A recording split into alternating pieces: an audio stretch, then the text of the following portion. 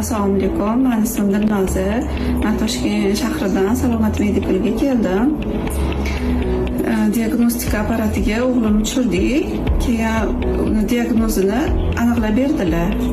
Autizm ZPR chiqdi. O'g'lim yurmasdi. Ismiga reaksiyasi yo'q edi. Keyin atrof muhitdan qo'rqardi ancha.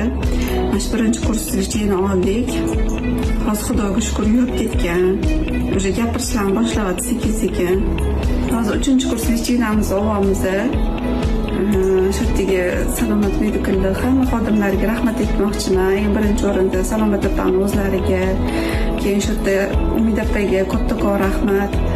Alifning osteopatimiz вообще katta yordam berdilar yurib ketishlariga ham. Keyin shu yerda qizlardan ham rosa minnatdorman. Rahmat katta hammaligiga. Iloyim baraka topishsin. Rahmat kattakon.